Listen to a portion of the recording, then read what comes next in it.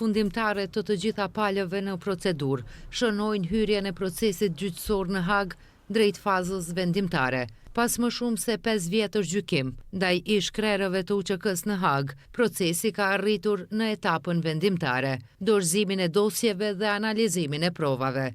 Njohësit e drejtësisë vlerësojnë se përcaktues i këtij procesi mbetet sfidimi dhe rrëzimi i provave nga Serbia, të cilat mbrojtja i konsideron thelbësisht të kontestuara për nga origjina dhe besueshmëria e tyre.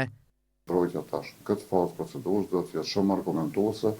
shumë shtjelluese e provave, jo vetëm këto që ka paraqitur vetë mbrojtja, po edhe provat që janë paraqitur nga ana e prokurisë me qëllim që të luftohet që këto prova të hedhen poshtë në mënyrë të veçantë provat e Serbisë, për shkak që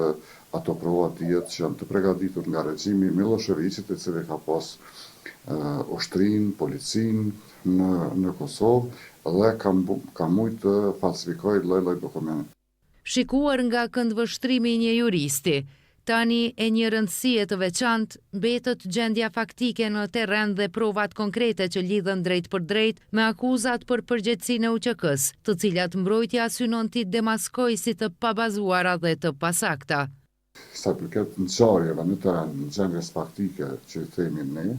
bazë ka të mjaftueshme që të shkatërrohet çdo pretendim në akt akuzë se këta persona kanë marrë pjesë, qoftë në mënyrë direkt apo indirekt ose përmes dhënies së urdhrave në kryimin e çfarëdo krimi apo vepre të pretenduara. Prandaj, me siguri mbrojtja do të vërtet fuqishëm në këto çështje. Derisa procesi është në fazën përfundimtare për periudhën e një aktgjykimi të shkallës së parë, pritet që gjykata të vendosë më së largu deri në korrik.